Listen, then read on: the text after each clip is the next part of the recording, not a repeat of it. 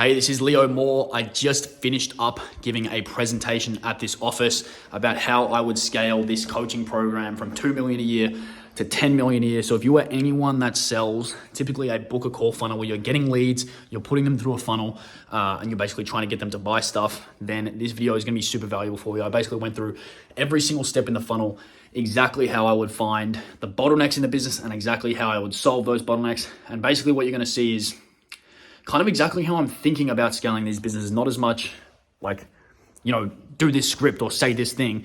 It's more looking from a bird's eye view strategically. This is how you get from A to B to C. So I hope you find this valuable. I'll see you at the end of the video. It's basically step-by-step on a whiteboard. So I'm actually pretty excited. I think this is a bit of a banger. But yeah, like I said, check it out. Watch till the end. Should be pretty good. And yeah, if it sucks, let me know. If it's good, I don't know, drop a comment or something. I don't know what the algo boys are saying to say these days, but yeah, should be good. Ciao. Boys. Good? Yeah. All right. So you have leads. What do you have next? You have call booked. You have showed. You have closed. You guys do one call close? Yeah, generally. Okay. 99% of the time, yes. Yeah, that's fine. Well, it's going to be one call in follow-up. And then you have upselled. So what you want to do is, you have to figure out, like, how many leads do you normally get per month? Do you know, roughly? Like DM conversations? Because I'd consider a lead someone that's opted in for more information. Is it 10 or 8? No, that's free course sign-ups. We'd get about 10 a week. A month leads, if I had to guess, we'd be getting, so yeah, what do you classify as a lead? Well, like a free course is definitely like, That's definitely a hot lead. Yeah. Someone who reaches out into our DMs, we probably get, I'd say we'd be getting 2 or 3 at least a day. So you're getting sort of 15 a week, 60 a month there. Call it 60. Is that like total or? So that's 60 just through Insta. You're probably getting, and then paid ads. I mean, they're creating free course signups. So we're probably getting, I'd say at least 500 leads a month. And let's just go 400. Yeah. Yeah, we'll go 400. And then how many calls you said you booked? 100 a month? That seems high. No, definitely not 100 a month. It'd be probably closer to, there'd be, I'd say 3 average a day, 5 days a week, 6 days a week, 20, 100. 100 calls? Yeah, maybe 75. So where do they come from? So they're not... Free course signups. Are they leads? Yeah. But this is like all time. So So not everyone that opts in books a call straight away. So you just have a huge pipeline of people that have taken a free course over time. Isn't it? Yeah. So you got 100 calls booked. That's pretty. If you can this 400 is the last month and a half. Yeah, we've ramped it up. So you've got probably like a big email list, don't you? Huge, 9,000, 9,500. So not huge, but like 9K. It's decent, yeah. Email. So that's significant enough that you can do those ones, because they're not necessarily leads or opt-ins per month, but they definitely lead to calls. Yeah. So then of your calls, do you track show rate? No, but I'd say 90, it'd be 95%. Most people do book in. Right. Most people show up. Right, let's just say 90 show up. Yeah. And then you close how many a month? 20? 40. 40? Based off these numbers, 40, yeah. So 90 show and then 40 close. So that's pretty high. So what's that? 40 out of... So close rate, 40 out of 90 is what, like just below 50? Just below 50, like 45. Yeah, 45. Our own call booked is probably too high now that I see that. But yeah. We'll just use it as arbitrary numbers because the whole point of the exercise is that. Sure, And then how many people do you upsell? So what's your total customers and what's your upsell? Upsell basically right now. So total in that program? There's 1,050 in platinum. So what's the upsell? 15K? There's one at 15K, yeah. There's 30 in that. So 30 out of how many total customers? 1,050. 1,050. 30. Oh, fuck. I'm not good at writing on this thing, Jesus. So 30 over 1,050. What's that? About 3%. Yeah. 3%. That is actually not that bad, but I bet you're doing nothing here. Or you're probably Nothing? just doing... No, we're doing fucking heaps there. You just like service delivery, or you're doing like selling? Service delivery or service delivery. Like, are you just like fulfilling a service, or are you like, as soon as I get here, you're like, no, you're going here? Fuck no. No. Yeah, no. that's what I mean by doing stuff. Yeah, no. Like, that's what I think I was saying to you, but what you can do is, what this arrow turns into eventually is when Lenny does the onboarding call. So they go here, they show, they close. So this box here is like, all right, what's here? It's going to be an OB call. So OB call. And then you're going to set them on another call. So OB call, goals, Yeah. qualified. So what's qualified? Do they have money? Do they have need? Do they trust you? You're going to be able to just feel them out basically, like what's their situation. So OB call, so you're doing this normal shit you're going to do anyway. Figure out their goals. So we're not doing that OB call right now. So the OB, I think you're getting confused. We do an OB call with the 15K product, not with the 1K product. But you can do that though. Yeah, 100%. But you can. For sure, yeah. You don't necessarily, like it's not necessarily something that I would say is absolutely necessary. To be honest, we sort of almost do a bit of the OB call in the free call. Like we ask them how much money you got, but so like that's before they've purchased the first product. Do you have a CRM? Like you have notes on people and stuff? Yeah. Yeah, that's fine. Yeah. So this OB call, whether it's an actual call is irrelevant. You're going to talk to them in chat. Yeah. Goals will be a big one because you'll get people that come in, biz ops style, they're going to be saying, look, like I just want my first like 3 to 5K a month, and I'm like fucking golden. And then you're going to say, all right, if these are their goals, so you have these notes, if these are their goals, the whole rest of the process is like, all right, what do they need to believe to get to here so we can upsell? So if their goals like making 3 to 5K a month, it's like, number one, we need to get them to fucking believe that money's good and they can make more money. Number two, we need to actually make them money so they know what's going on and they need to understand things. And number three, a really big thing that I would imagine that you guys have is people just buy it and then piss off and they like kind of never really engage as much as they could. 1,050, there'd be 300 active. Yeah, exactly. So it's engagement and it's gamifying the process and it's including milestones in the product. It's, whatever your CSMs are doing, if they've got their phone number, you can have tracking systems in place. If someone doesn't respond to a message in Discord or Slack or whatever, this is what we just added. If someone doesn't respond to a message in Slack for a certain amount of time, we know. So we can look at a database that says this person's like customer health score is 60%, just below a certain threshold, we get pinged and it says, well, go text them personally, go DM them, call them, whatever. And that's something probably Lenny can do. And the way you justify the cost is not because they've paid for, what is this, $999? Yeah, just about, yeah. So it's $999 or $997 or whatever. Yeah. So $1K. So you're not really thinking, oh fuck yeah, they paid us $1K. We're giving them OB call. We're giving them all this like customer service stuff. This is all this. Yeah. Like this is where you say, it's a part of my sales process for this. And it actually makes you able to deliver a better service because people think, oh, well, you're just fucking trying to upsell me. Well, no, actually a big part of going here is number one, getting you 15K. So you're not going to be able to get upsold without paying, like making probably at least 5K. Like you're not going there. And you're also getting all this extra service because we have the ability, like operationally, because we know each customer on average. So if you're getting, what's 1,000 times 1,000? 1 mil. So 1 mil. So you've got 1 mil just from these guys plus 30 times 15K is what? 450? Yeah, 450. Plus 450. And then what's, how many people in like the subscription? Tips and stuff? 450.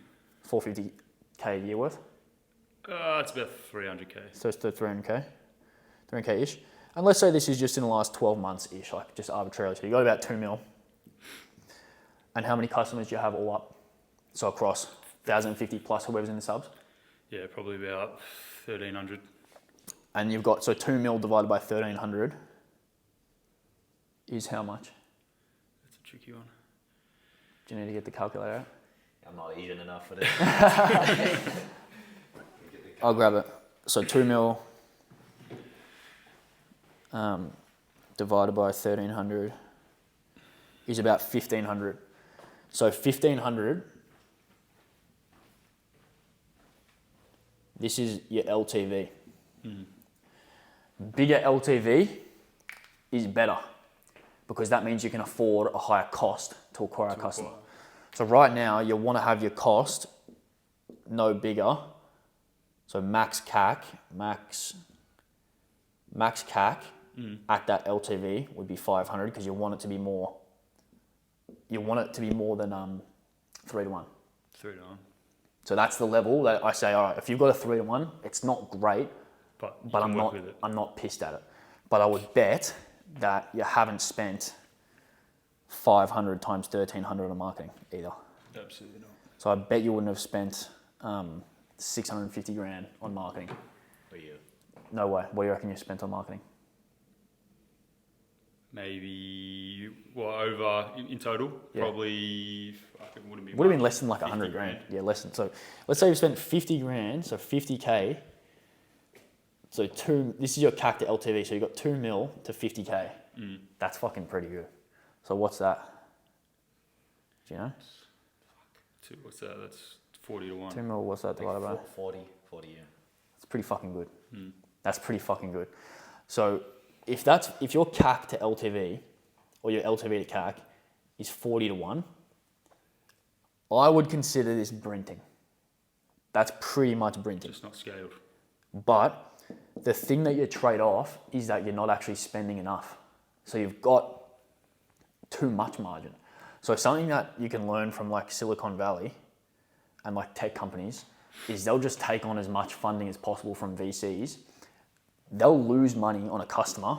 So this customer, they'll lose money on them for like 18 months to 2 years because they get given 20 mil by fucking Peter Thiel or Zuck or whoever's invested in them or Naval, who you might know. Yeah.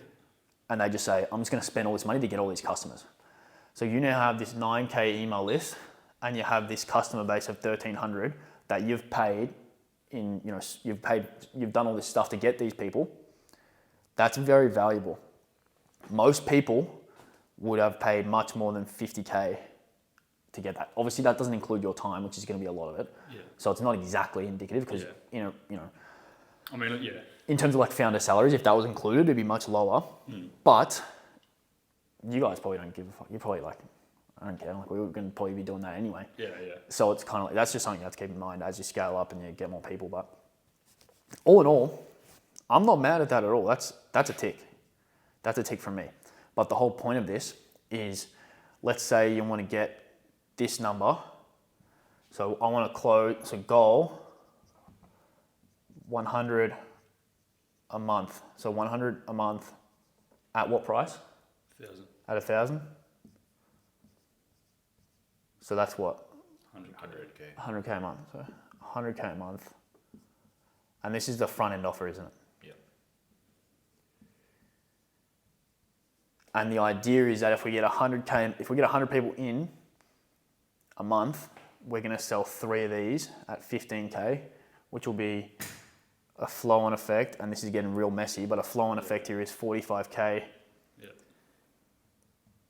in upsells. And that's only at 3%, which, like I said, is not optimized at all. You see people get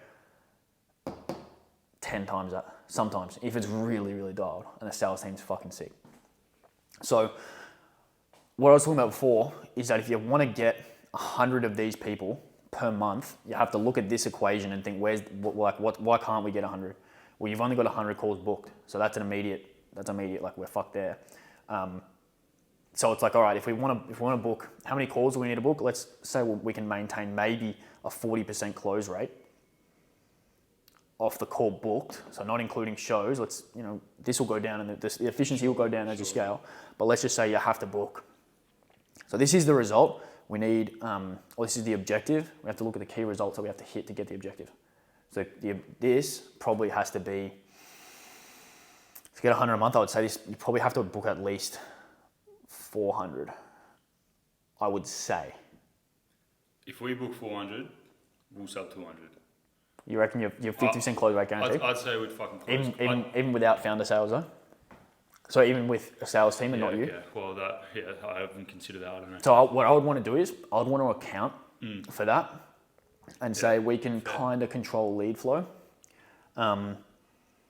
We can kind of control lead flow a little bit more than we can control like a new sales team. So I would much rather flood it with leads, even if they're a bit shitter leads, just because even when you have an early sales team, like obviously you want to give them the best leads possible, but you also like, They've got to learn. They've got to learn, exactly. So you're almost like having practice runs, which isn't really like exactly the best practices. So I don't understand that though. Like at the end of the day, there's always more leads, right? Like I think with you, yes. Yeah. If you're in like a B2B market that's very small, it's like fuck, we really got to close. But for you, like the thing with you is that there's new 18-year-olds every day that can bet, which is, you know, you don't want to say that in other industries, but this industry is probably fine. So like 400, it's gonna have to be like somewhere in the range of 200 to 400 booked calls. Because this is the constraint. Because we can optimize the lead to booking rate, which is what you guys are focusing on so much time today, thinking, fuck, we need to do text flows, email flows, all this stuff's really, really important. Even if you're booked, like... Just get more leads. Like this process, if you're getting 400 leads and you're getting 100 booked calls, 25% lead to booking rate, I'm thinking, fuck, that's pretty good. I'm thinking that's better than most people would be. 25% is crazy, yeah. So what you think about is that diminishing returns. It costs Usain Bolt an arm and a leg to get that extra 0.1 of a second because he's already operating at such a high level. Improving that further is going to cost you so much time and energy and optimization that it's like, well, we could fucking spend X amount of time on this, learning all this stuff, or we could just say, look, if we give this a 2, 3, 4x and just say, what if we got, 400 leads a month? Not that many. No, oh man, it's ready to be juiced. Not that many at all. Yeah. And I'm thinking, well, if this is fucking pretty, if I look at this and I'm thinking just based on like industry levels and industry standard, if I'm looking at this, I'm thinking, fuck, that's pretty low. And I'm looking at this and I'm thinking, fuck, that's pretty high. This is like Usain, this thing here is like Usain Bolt at like 10-second 100 meter. I'm like, fuck, that's going to take like 10 years of training to fix. This here, I'm thinking this is the equivalent of like Sam Darcy out of the AFL draft, who's like 210 centimeter athlete, high, fucking awesome skills, just needs some training. And then you just do some stuff and then it's like tick, tick, tick. So then it's like, well, so problem one is more leads. That's what I'm looking at. Problem one is more leads. Like, so what you'd call this, TLF. Top of funnel. So you have your funnel, like you. Okay, yeah. TLF. Just keep shoving them in. Yeah, exactly. Well, it's coherent if you watch it in order. So it's lucky that we got to film it. Close rate 45% above industry standard. That's a tick. If you can cheat that up with a sales team, 45%. How much do you reckon that'll drop off? Depends on the rep. Yeah. Like we've had guys come in and just never close shit, and we've had guys come in that, from day one they just got it and they close like 60K in their first like couple of weeks, and it's like, all right, you're fine, mate. What do you reckon? What's the difference? Key difference between those two people? It's really hard to know with sales reps. The way that I've always had success is like, I know like maybe 1 in 3 reps based on my ability to pick them. Maybe 1 in 3 go on to be are like actually good. Yeah. That's just made up from my experience. That's not actually like, I wouldn't say I'm the best recruiter. The difference a lot of times is like agency is a big one, as in like just kind of like being able to figure stuff out, not being worried, not being scared, having like a real sense of like inner conviction and inner status. Because if you look at sales, really what it is it's just like status. And it's just, you only buy from people that are higher status than you. And that's like, especially in biz op, it's like, if you get on the phone with someone, like if you guys are trying to sell to someone who's like an 18-year-old, and like, actually no, you guys, like you guys said, you sell to like a 24-year-old finance bro, they get on the call, they're all uppity and they're like, oh, well, like I already know all this stuff, why should I pay you? You guys as the founders can say, well, fuck you, I've made X in my last Y time, you're a dickhead. Like, what do you know? Yeah. But then let's say you get a sales rep in and he's 21, maybe he's made a few $100,000 if he's lucky at that age. He's really just he's got a bit of a chip on his shoulder, he's trying to prove himself. He doesn't really have that feel of inner status. He doesn't really have that feel like my self-esteem is so high that he would laugh someone like that out of the room. Just okay, brokey, like, all right, go back to work Monday. You know what I mean?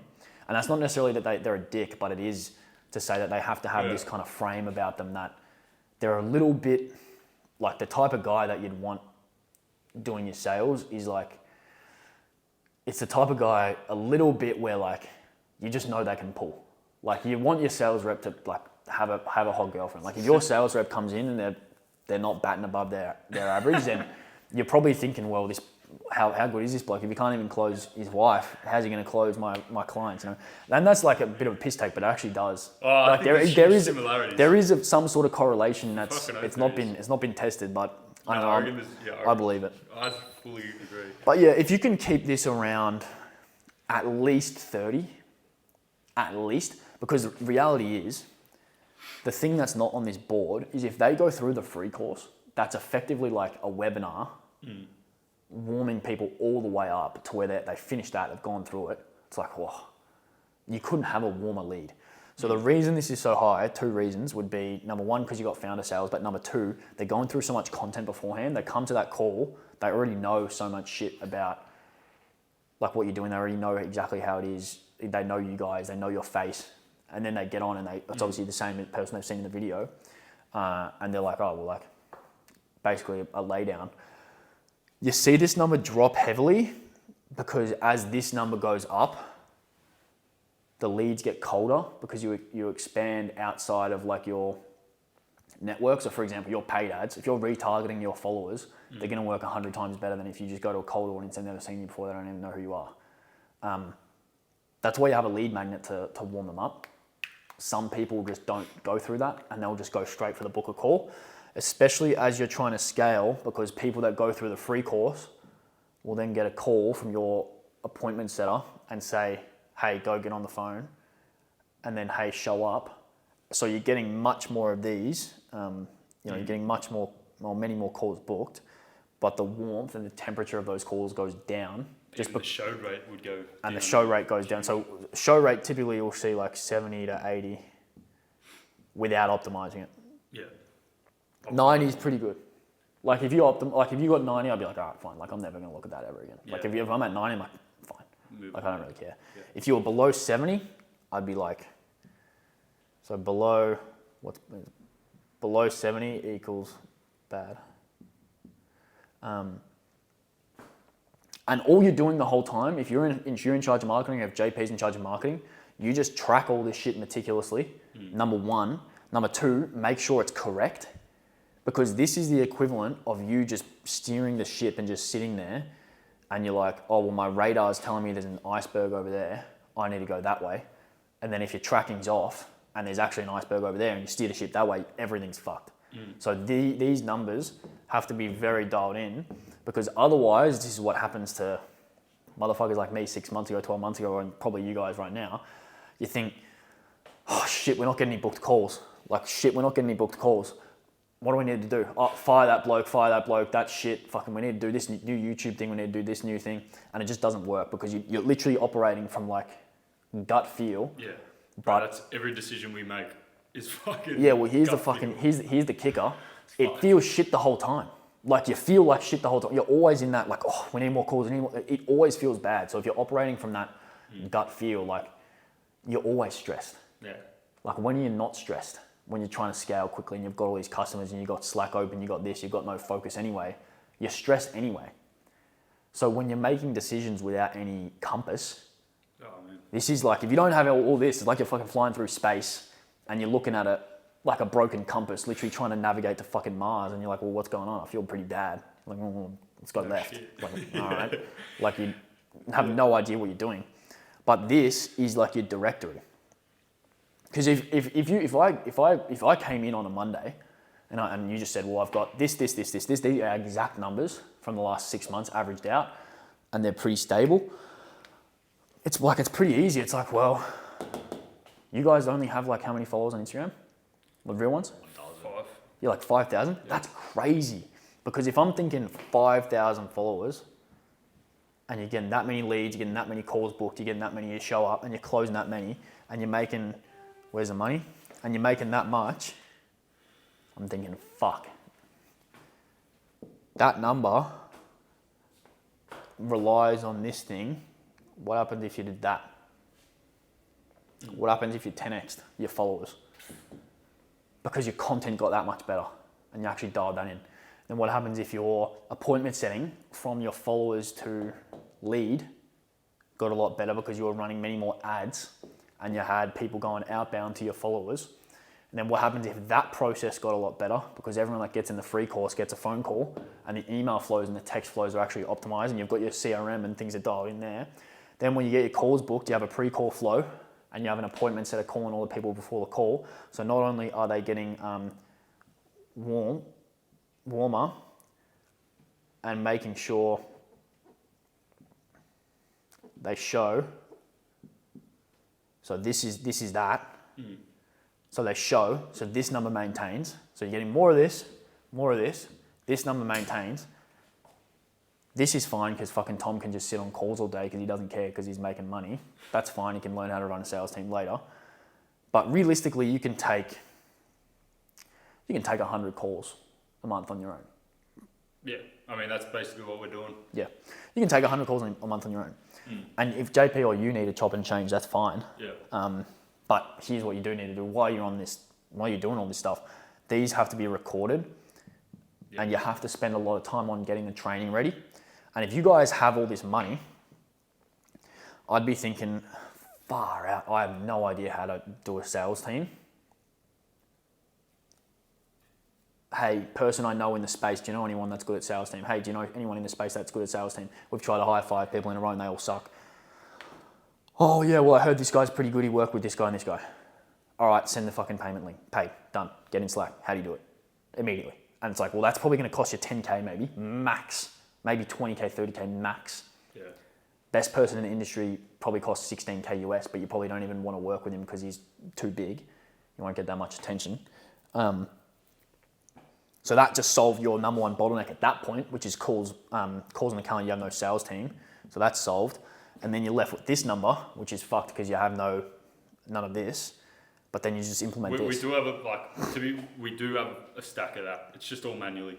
We just talk to them all, and that's how we know. Yeah, you just optimize that. Yeah, put them on. That could be way better, 100%. Yeah. Yeah, put them through an automated onboarding sequence. Yeah. And what you can have, this is what we have. We just have a Gamma document, which is like a slideshow basically, which is like step 1, watch this video, step 2, watch this video, step 3, step 4, step 5, email flow that goes out. You can also have like a segment in your email sending platform. So when this goes through, payment goes through to the processor, they go, this is completely fucked now, but let's say they go to this email flow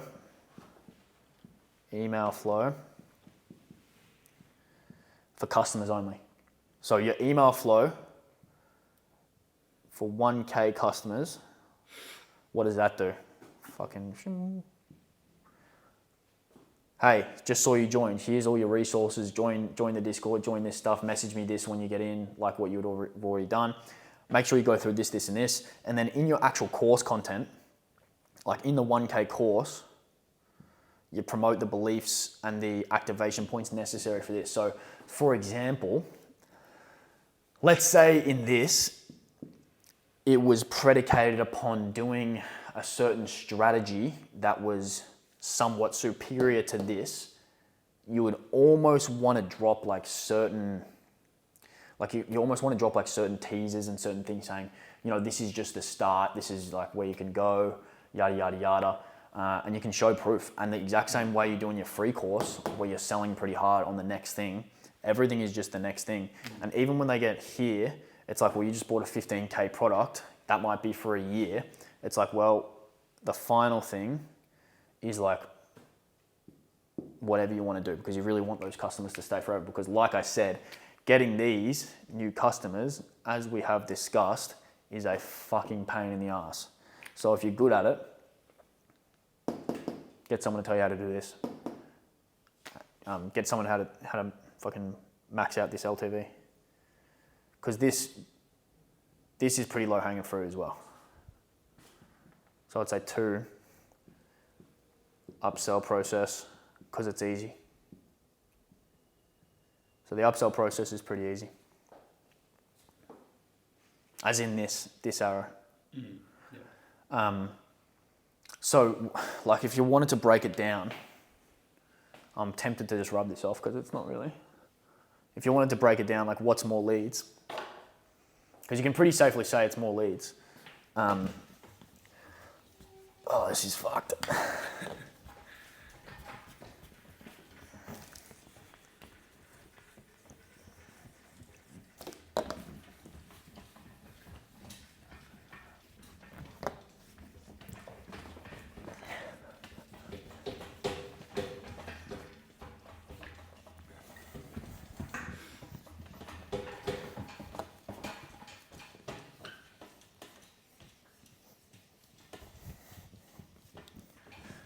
Beautiful. So let's focus on number 1. More leads slash TOF. So how can you get leads? 1, content. 2, paid ads. I'm going to run out of space on the left side, so I'm going to have to rub this off. Unfortunately, the goal's getting bunched.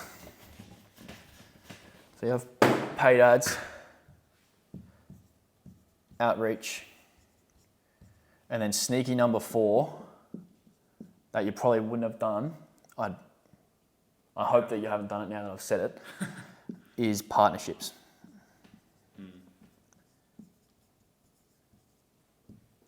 Some people call this affiliates. So if you've read it, 1,000x fucking $100 million offers, Mosey calls this affiliate. In B2B, we call this partnerships because it's easier. For you guys, it'll probably be a mix of both because I know you were going to do that thing where you're going to get people to make UGC for you and do affiliate. UGC?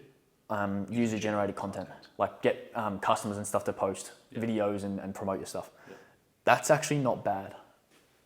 I really don't hate that at all. Because you got that guy who does content, Pete, right? Yeah. Yeah, that's pretty good. Like yeah, probably... he sold us fucking, he's made us heaps. Yeah, fucking oath. And then partnerships, the way I would look at this is more, who has my audience? So what's my audience? It's probably like males 18 to 30. Who's captivated them in Australia? And you've done a little bit, so I would consider getting someone who's like a fitness influencer in Australia, that's a media partnership. So that is a partnership. And even if you were trading posts and stuff like that and promoting each other's stuff, even if you gave them an affiliate link or whatever, I would consider that a partnership. But with you guys, it's YouTube, it's IG, Potty, which is kind of all of them. And you kind of like, this is kind of like short form content. What else do you do for content? Vlogs, YouTube vlogs. We got TikTok. Short form content. Twitter. Yeah, marginally. I guess there's a little bit going through there. Twitter's not that important. Yeah. For you guys, not that, especially now. Like the traffic on Twitter used to come a lot easier than it does now. It's a lot harder. You still do it, but it's harder. Yeah, we just get rinsed on Twitter. Yeah, pretty much. Paid ads, how's this going? It's pretty new, but it's going well so far. So it's what, Meta? When he says well, we have different definitions of well. Yeah. Yeah, what's your cost per lead? Cost per lead's it's probably not that bad. Well, cost per free course sign-up's $5, yeah. That's $5 leads, completely fine. Yeah, we'd be 5 times our spend on paid ads at the moment. spend more. Oh yeah, I'll Like just $5 per booked call. No, you told me it was $5 per sign up, right? To like the free course. No, Per free course, per free course. That's $5 a lead. Yeah. So it's a $5 CPL. Okay. So the way you work out if this is working, which is a tangent, but we can go into it. So the way you figure out if this is working is, so $5 a lead, it's cost me $5 a lead. This lead is going to free course. Do you have a thank you page by any chance after they opt in? nah. This needs to be heavily optimized. So free course opt in. What you do after that is you have a TY page promoting. This is like, you'll think this is cheeky, but this is what everyone does.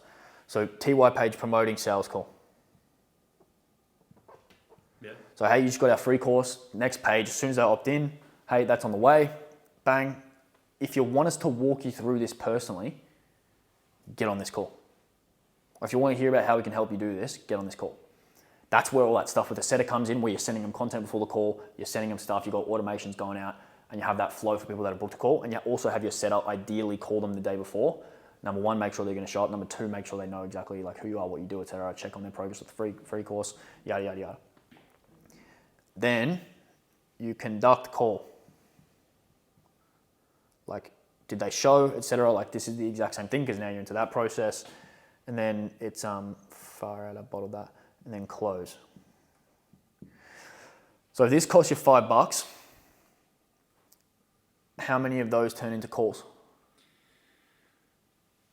You have any idea at all? Probably half our leads at the moment, so probably 50 calls. I would use a separate calendar Yeah. to track, because there's ways to track it. There's a software called Hyros you can use in the future. Right now, just use a separate calendar if they come from ads, so you know, all right, I've spent So this is, X, you know, and I know I've just spent, you know, if I've got 50 calls from whatever your total spend is, Yeah.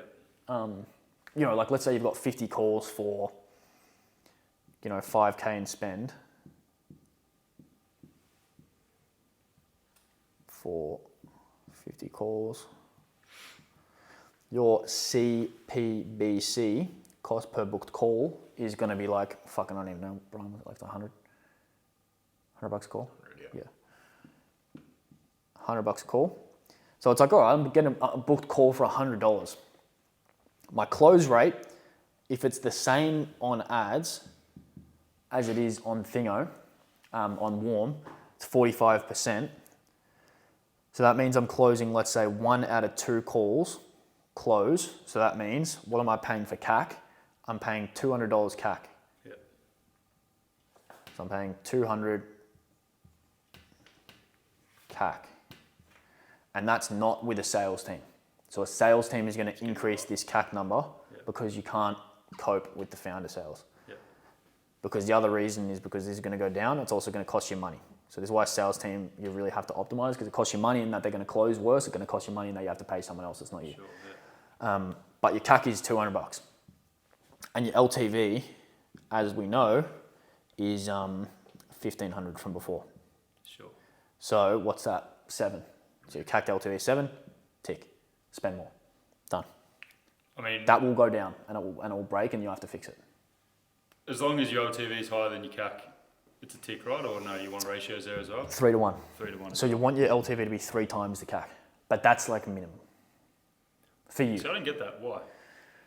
Because Because like, is it 2 to 1? You're like, well, I'm spending 200, I'm making 400. LTV, right? number 1, is not LTGP, lifetime gross profit. Yeah, it'd So be you lower than gross profit, right? Pardon? Oh, gross profit. higher. So it's not. So this isn't all profit. So you have costs to fulfill that. Sure, okay. Yeah. Like for example, if Lenny is flying out Yeah, to of see course. 30 or however many he had to fly out for, that's a good amount of costs in you pay Lenny whatever and flights and you know com. So it's not all profit. So that gives you his a bit of fucking cover. office is... Exactly. You got good fixed costs as well. Yeah. So you have costs. So Yeah. the 3 to 1 is generally just to ensure that you have enough money to, number 1, fulfill, and then number 2, just take a profit at the end. Because if you're spending like 30% on marketing and sales costs, you know, you got 70% margin. Let's just like completely like base numbers. It's like 70% before you're fulfilled. It's like, all right, we're fucking probably gonna have to spend 20-30% to fulfill. All of a sudden your margin's quite low. But yeah, that's how you'd look at your paid ads funnel. So this is actually quite good. You want to spend more until it breaks. So either one of these numbers is going to drop, then you have to run the exact same exercise as I did before. Where are my leads? Where are my calls booked? Are they showing? Is my close rate fucked? Is this fucked? What is it? What's the problem? And then just fix it. The ways you fix it, like I said, sometimes you have to pay someone, sometimes you have to hire someone, sometimes you have to train a founder, sometimes you have to train an employee. There's a million different ways that you can do it. The number one thing that is important when you do that is, number one, is it the actual problem? Which is what everyone stuffs up because they're freaking out. They're like, we need to do that, we need to do that. It's like, no, the thing that the numbers gives you is like fucking Google Maps compared to like a compass in space. The Google map is like, turn left. It's like, oh, okay. Oh shit, okay. You just go left and it's like, oh, well, that's actually a little bit better. Yeah. And then number two, obviously, is how? Exactly. Like fucking, I hate it when people try and scrub that out. It just gives me like, ugh, freaks me out. God. How. And you'd look at how other people have done it before. You'd look at, has this person solved it for other people? Have they sold it for someone like me? Have they just solved that problem for themselves? There's differing levels and you have to pay different amounts at different levels. But that's typically pretty fine. You guys have money, so it's a lot easier. Like if you've got 50K of marketing expenses in your whole life and you've been stacking juicy profit margins for a while, the benefit is that you've got a juicy amount of money to go ahead and say, oh geez, like this one problem we're facing, this is bloody brutal. Like I have no idea how to fix this. And you can just say, fuck, we might need to hire someone who's just got like 25 years in experience scaling coaching programs, scaling consulting programs. Fuck, he's asking for 20K. Do I think we can make an ROI? I reckon we can, boys. Let's fucking do it. And you do it, and then maybe you'll get, sometimes you lose, but sometimes, as you guys know, like you probably spent money before and been completely screwed. Probably spent money before and, just one thing might have got your 50x ROI. So that's just the game. And making good decisions here with step one and then step two as well, really important. And like I said, that might be an employee, that might be someone you poach, that might be someone you hire a recruiter to get, that might be someone you ask your network for how to solve it, that might be a million things. Anyway, back to the thing. So paid ads, Meta. You guys could do YouTube as well. Thing about YouTube, harder to get banned. Harder? So Google actually don't ban you as much as Facebook from what I've heard. I don't know. Even in the gambling industry? I'm not sure about the gambling industry, which is what I was just about to say. But I know typically Google will be a bit more forgiving than Meta. Meta can be rude. TikTok? No. TikTok's tough.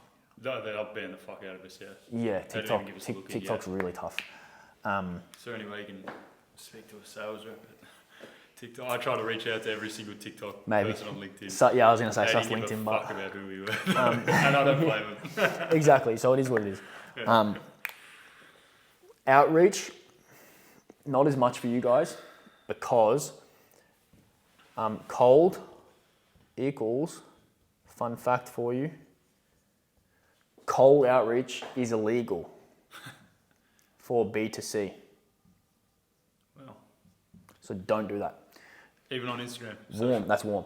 That's warm, is it? So I wouldn't go and DM strangers. Of course. If like, the legalities around it is around cold email. So I'm talking about cold email when I say it's illegal. So like Instagram's probably not nearly as regulated as something like cold email, but like what are your conversion rates going to be on a cold DM for a coaching program? Like completely freezing, they don't even know who you are. It's like, I probably just can't be bothered doing that because this isn't, and all the other stuff's going to give me a 50x better ROI. What you can do is DM followers. Yeah. Not BM. Which we've just tested for the last sort of month. How's it going? Well, sales went up. So there's no anything track. In between there. Money go up. Money go up. So you just said this. I would have called DM probably 300 people, I reckon. We're printing. I'd say 5% of people responded, 10% of people responded. You I'd gotta- say 5% of those, or 50% of those. So who's doing the outbound? I did it all to begin with. We've cut it now. Right. So Just number because one. we oh, need fuck. to. Yeah, No, just, number one, don't do it yourself. well, it's just a testing thing. It's like, Yeah, it's just testing. But yeah. even if you are going to test it, it's like I said, you have to have a really good idea of what's reply rate, what's my cost per book call, how many calls are booking, what are they showing, how are the leads, are these leads much colder than the other ones that they're closing way worse? So I've got a question for that. Everything there, you want to be aware of all this shit, not shit, but you know what I mean. Yeah. That takes a lot of planning. That takes a lot of preparation. That takes a lot of who's going to do it, who's going to collect the data. Are we going to hire someone to do it? Are we going to do it ourselves? That's a fucking us. Or do it for a couple of weeks, you get a general gist, or is it just like you're like, no, that gist means fuck all? Because it's like if you get a gist, yeah, all right, let's allocate resources. Sort of like dip the toes in rather than going, let's fucking dive in head first. I think you kind of got overwhelmed because there was a lot of stuff on screen. But if you looked down here, close rate tick, show rate tick, that's fine. Don't even fucking look at them. Yeah. Lead to booking rate tick, that's completely fine. It was all more leads. Yeah. So you looked at all that stuff, you're like, shit, I'm scared because you don't have the numbers and you also don't have the industry lay of the land to know that, oh fuck, we're actually pretty good at that. Yeah. Which is like, surprise, surprise, you've made a lot of money. Like, why would you not be good at like core functions of the business? It's just that there's a couple of things that if you optimize them, which is more leads and the upsell process, because what we see that was like 3%. So the two things, the takeaways, so CAC to LTV was a tick. So CAC to LTV was good. Close rate was a tick. Show rate, I'll put a percentage there. Show rate was a tick. Lead to booking was a tick. So that means our sales were good. Our calendar functions were good with the show rate. Our lead to booking was good. So that means whatever we were doing in the DMs, whatever we were doing on the email list, whatever we were doing on the text flows, that's all fine. That's all fine. One thing that is inflating those numbers though, is the fact that we're only texting the people that have completed the course. We're not texting everyone. So we got 400 leads, but we're texting people in our database from who signed up 2 months ago and have revisited it. So our numbers are definitely inflated. Because on the lead to booking side, yeah, that's fine though, because that like your lead to booking was like, I looked at it, I was like, that's a little bit too high. Yeah. So it's like I'm not even thinking, sure. I'm not even looking at that and thinking like, oh, we need this, like needs to be studied. This is like the best thing ever. It's more like, okay, like that's fine. We'll just that's just on the list. It's just another thing that you can look at. Because like I said, as you go into colder audiences, which will be people that, I know people that reach out to people that like posts and try and sell them. Like even as soon as someone opts into the free course, most people would just call them straight away. So that's a pretty cold lead compared to someone that's completed it. And what that's about is that's kind of expanding your spider web to where even if this is more people falling through gaps. Yeah, exactly. If this is people that, like say this is a spider web, if this is people flying through, and this means they completed the free course, we just want to be able to get them and say, right, we just got this motherfucker. Now, what we have to get really good at is closing leads that are slightly colder than before. So it's a little bit harder, but again, all it does is give you a new problem. So you get more leads, you're like, fuck yeah, we got more leads. Then, like I said, like this close rate number will drop off. It's like, all right, we need to get better at sales. We need to train our sales team. That's fine, because really all you want to know is like, where's the thing to get? Like, where's the thing? Because like, who's the bloke that was like, if it bleeds, you can kill it? Fuck, it's tickling. Kennedy something? Or was it the Brizzy guy? I don't even know. Yeah. Someone said if it bleeds, you can kill it. So if you know what your problem is, and you say, well, all right now, the main thing we need to get is more top of funnel and try and not fuck anything else up. So we're trying to get top of funnel while keeping the other KPIs the same. It's like, all right, we just do that. And then inevitably, when you do that, something else will pop up and you're kind of just playing whack-a-mole in a way. But instead of playing whack-a-mole from a position of in the bowl with all the things going everywhere, you're playing whack-a-mole from up here and just going bang, bang, bang, bang, bang. It's much different. It's much, much different. So yeah, what you're doing here is like your YouTube has a 10x available easily. You're not really even trying. Your vlogs are good. Your content is good. It's more in the positioning.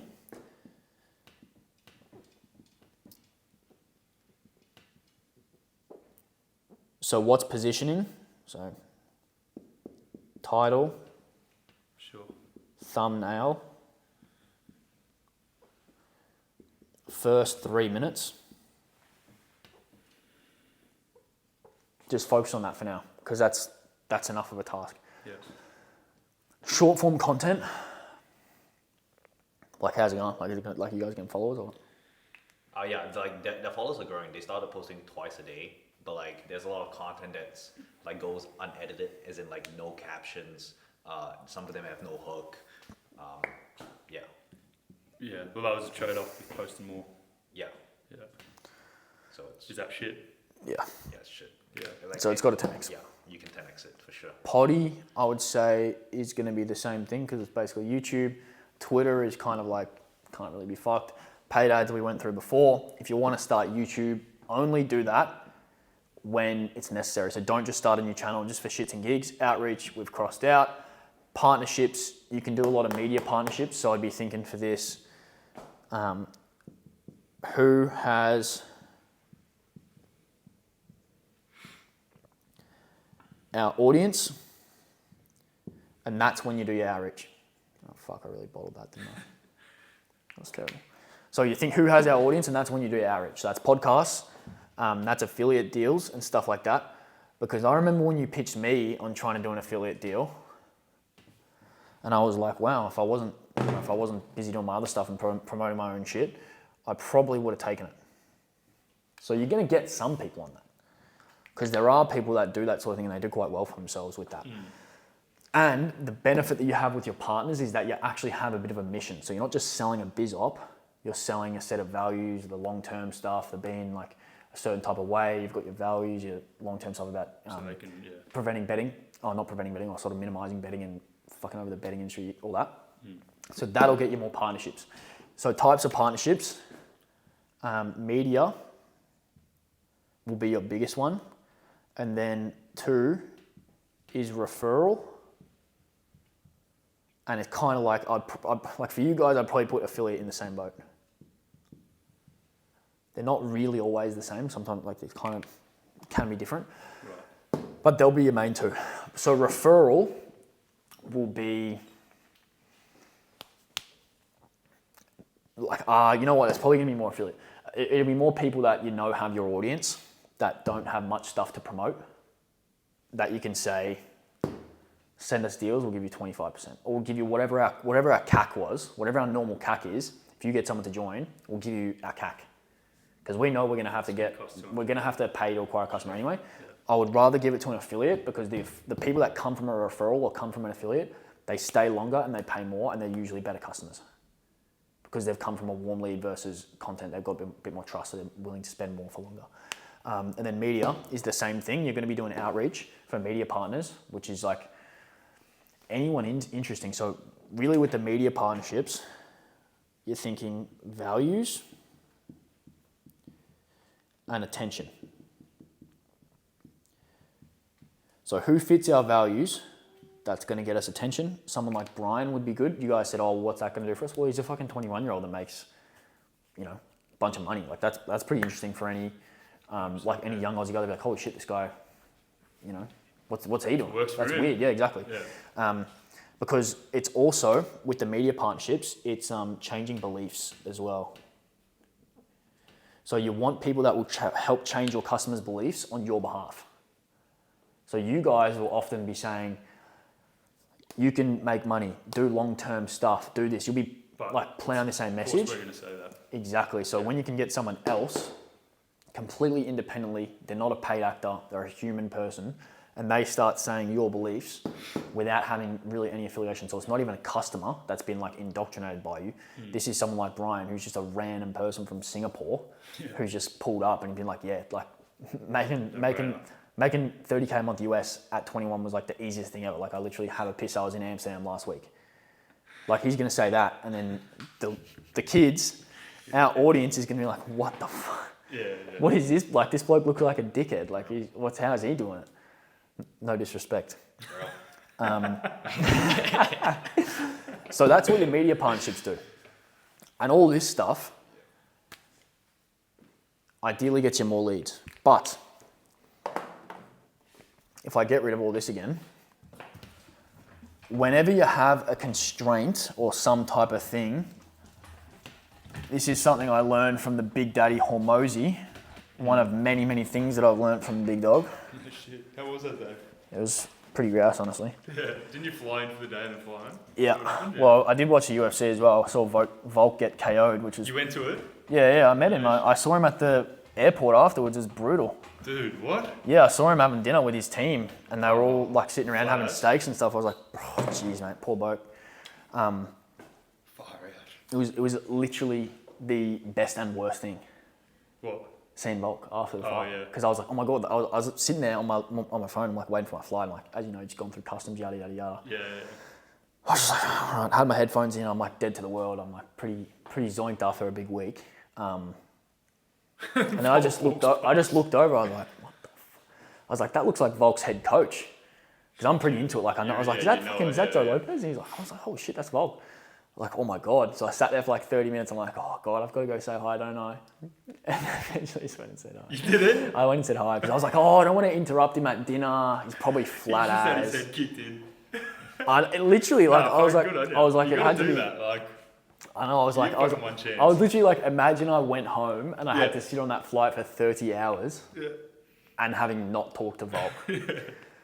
So that was brutal. Flight. It's a long flight to not have talked to Volk. So he's a good bloke. He's a good sport about it, honestly. Like, he seems like a good dude. Yeah, he's a good bloke. He's got good social media game as well. Yeah, he's good. But yeah, what was I saying? Yeah, so the Hormozy thing. Yeah. How do you fix something? One is more. I was tempted to put 2 O's there for more, but no. So more, better, new. The reason I love this so much is because it's so simple and everything else is so hard. And another thing that he said that I thought was super interesting was that everything's fucking complex and hard. If your strategy is complex and hard, what do you think's going to happen? You're fucked, because everything's inherently complex because you're trying to run a business, trying to scale, etc. So it's like, if you're doing something, you just have to be like, this is how you get more people to look at your stuff. You do more stuff, you do better stuff, you do new stuff. You do it in this order as well. And the thing I love about this is because it confirms everything that I was thinking, and it gives me a framework to look at it through, which is perfect. So I was at the event, I was like, fuck, this is pretty good shit. I was thinking in this direction, but this absolutely just articulates it perfectly. So I'm happy to just use his explanation. So more is like more outreach or more content. I would say more platforms. I would still, even though it's kind of new, I would say it's still more platforms, because it's probably going to be very similar style. That kind of is a little bit abrasive towards not being new, but more platforms as in... What do you mean by more platforms? Yeah. As in, like, if you're posting Instagram, YouTube Shorts, TikTok, like you're doing all platforms. Yeah, okay, yeah. What else can you do more of? More customer success interviews. You do more potties. Like, you can imagine that there's a common theme here. It's like, if what we're doing is working, we don't have to change anything just because it needs to be changed, or we don't have to change anything because it's been away. This might even be more sales reps, or even more people. If this shit doesn't work and you can't do any more, like, let's say, for example, you're posting 4 or 5 times a week on YouTube, that's your maximum, probably will be your maximum, that's like a lot. You're posting 1 to 2 a day in short form, you're doing all the potties, a couple of everything a week, and you're like, well, it's not actually getting us any more. The more we do is not leading to more results because we've hit diminishing returns. That's when you go to better. So that's when you'd be like, all right, how can we improve content? Can we train the team? Can we train the sales team? Can we get better guests on the pod? You might be thinking get better results. Whatever. If that doesn't work and you can't do better for the absolute life of you, that's when you go to new as a last resort and think, this is basically like, fuck something. Like you're just like, all right, like new offer, like, you know, new product line, whatever, we got to change something, do something new. That has to be based on data though. Like that's, if you don't have your numbers. How can you get data on new shit? No, as in previous shit. Like, for example, if your churn rate or your customer activation rate just went to 0 one day and everyone in your community was 0, you'd be like, all right, well, fuck. Like, what do you do? And how do you get data on new shit is talk to customers. AKA... Where'd they find a sort of shit? Ask. What worked? Like what do you want? What do you want? What do you want? What outcome do you want? Like, you just literally say that. No shit. Because like, what's an offer? Yeah. You get X. I get Y. What do you want? What's X? Like, so you're solving for X. When you have to do something new for an offer, it's like, I've got to make a new offer. You get X. So X might be an outcome. So it might be an outcome, but it also might be the mechanism, as in how it's getting delivered. It might be the actual delivery. So it might be like one-to-one. It might be one-to-many. It might be do it yourself. Like there's, sure. Like this is where you get into like, you have to figure out like how much support do they need, what's their budget, like really dial in on the customer again and start from there. But is that clear? Does that make sense? Or are you just kind of like, what the fuck? No, 100%. It's fucking awesome. Good. 100%. More, better, new. Yeah, start with that. Yeah, like the first port of call is, like I said, you have a 10x with your YouTube, you have a 10x with your short form. And the other thing that, like, actually I fucking completely forgot, the real, like, initial bottleneck was that your guys' time is completely fucked. Yeah, still is. So how are you going to 10x your content if you have no time? Because you can't outsource your content, can you? A lot of it is. Well, I mean, we got Tricky in. We got 2 guys working for us overseas. But like, yeah, you can the creation of content, no. Yes, you can outsource that stuff. But the creation of content doesn't take long. Yeah, but really, like, I think the way that you guys need to look at it is we got to make, like, it's not necessarily that you need to do more. So if you look at your content and you're thinking, do I need to do more? Do I need better? Or do I need new? Which one would you suggest that it is if you're already posting 2 short forms and a couple of long forms a week? I still think it's more. Really? Yeah. Well, fuck, based I on don't what know, though? better, maybe better after speaking it. It's definitely not more. Because what did we have here? It was positioning. So this is something that you don't necessarily have the skill for in this company at this stage, which isn't a problem because it's like pretty niche. To get better content, you're saying? What's better content and also better positioning of the content. Because of the lack of skills, yeah, I guess. Because of the skills. Yeah, everything's really like a skill set or a stack of traits or whatever. Yeah. So I would argue that it's better with content. Yeah. And that's obviously an internal conversation that you'd want to have. Yeah, fucking. But that's what I'd be thinking. I'd be thinking we got to have better content. Yeah. Another thing. Look at this. This has been up here for fucking 12 months. Better content. Yeah, show them what you do. So action. But that's obviously a different type of better. There's also the Brian skills of better as well. Yeah, well, like what you've got there is like vision. Yeah. This is like the brand. This is the stuff we stand for. This is what we want to show. Yeah. You also need to match the vision with boots on the ground and fucking executors and people that are going to do shit. Yeah. So action items is time audits. Yeah. So time audits for founders.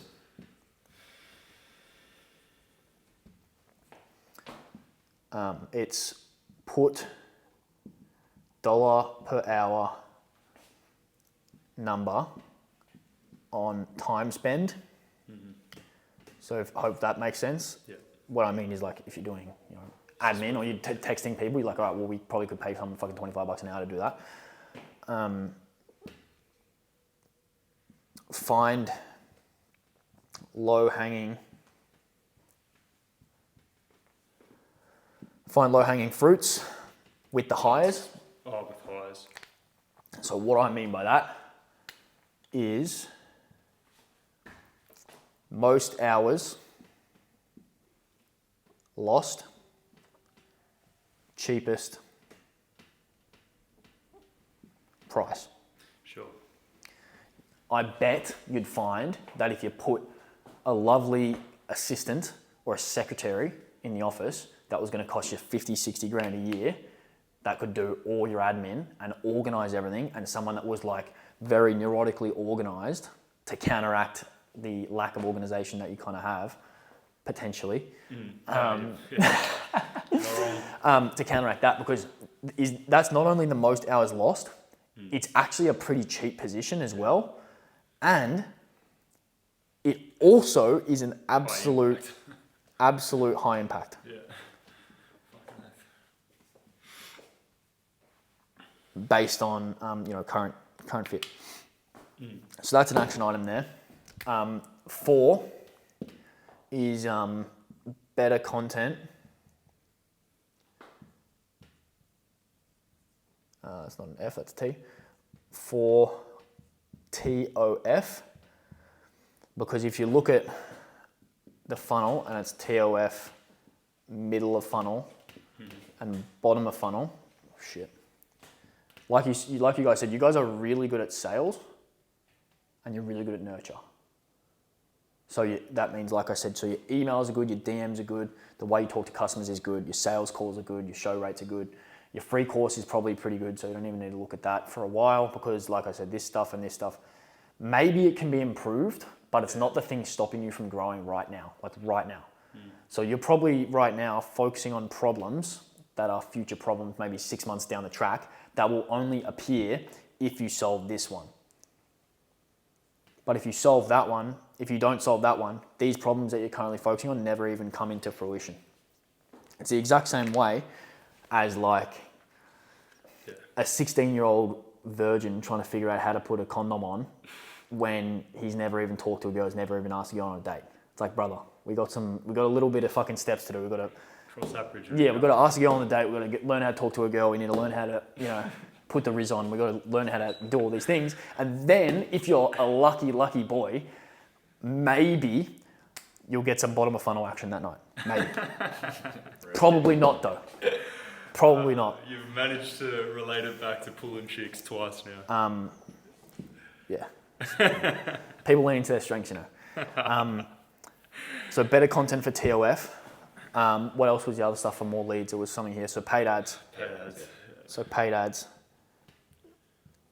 This, I would say, is a skill set thing. Yeah.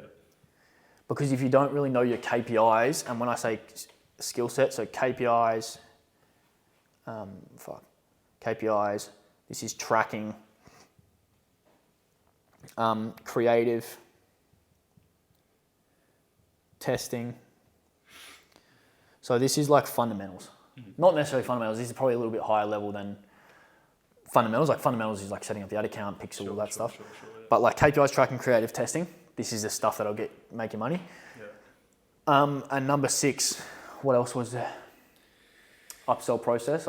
That's kind of a bit out of mind at the moment for me because like you're probably just going to keep plucking them from the thing. Action items. You could probably keep it at that and be pretty happy. I I'd need to rewatch this whole thing. There's been a lot of info. So, when you have action items, this is what you do. You guys are lucky because you have a team.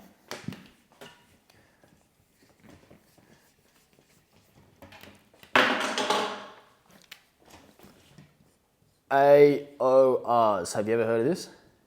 No. Areas of responsibility. Paid ads. You have content. With the time stuff, you have ops. Yeah. Another area Sales. is probably going to be sales. Sales, yeah. So I'd imagine that's Tom who's handling that. Yeah. Paid ads is Steve. Content, I would think, is JP. Yeah. So content's going to be JP. Ops is going to be you probably. Me. So the time audit stuff will be spearheaded by you, and then Tom is going to hold down the fort with all the other shit and try and keep it rolling. Yeah. So you think, fuck, that was a lot. Break it down. Cut out half the shit that I just said for you, and just say, I'm not listening to that. JP has to cut all that stuff out and say, I'm not listening to that. And Tom can probably just grab a beer or something because he just needs to keep what he's doing. Yeah, yeah. Tom's cruising. He's got the best job though. He's got the best job because, you know, it is what it is. But Tom needs to start learning how to train people. So he's got to learn his skill set as well. So Yeah. 6 is probably... Sales is what, yeah. It was the only thing that was saying in my mind then. Yeah, so 6 is probably sales, Training, sales, growth, fucking. you know, sales team. Yeah, okay. Sales team skill set. Yeah. So what's sales team skill set? That's SOPs, standard operating procedures. So that's scripts, Yeah. templates, onboarding, protocol, Is that hiring included? and hiring. And hiring, yeah. Okay. Hiring or recruiting. First time, hire 2 or 3 Okay. and just let them just fucking see. And just see. And you can train them all at once, get them to ask all the questions, record all the calls, turn that into more training. Yeah. So you can imagine if you're onboarding dozens and dozens of reps over time, it's like It's just another fun. less and less unbearable. And again, yeah, it is another funnel where you just have, all right, they fucking sign up, these are the expectations, this is what's going to happen. If this doesn't happen, this happens. If this happens, then this happens, good stuff. And you have incentive structures and that's all the shit that you can optimize. But like, honestly, with all that, like, what are you paying this? That stuff you can work off industry standards. That stuff you can learn from YouTube consultants. We can go into that after this as well. If you want, but I would say if I was going to give my holistic analysis, that would actually be a pretty good starting point. But that's a very, very fucking... I hope that thing was on as well because the boys are probably going to want to see that. Yeah. Thank fuck it was. I actually had a split second, I couldn't see the recording button there. Nah, I was it's like, there, you it's there. fucking kidding me. No, that's elite. That's fully elite. Yeah, too easy. You've broken my brain again. Yeah, clap it off. Good. That was elite. Cheers, man. That's fucking How do we so cut good. this thing? That's that there.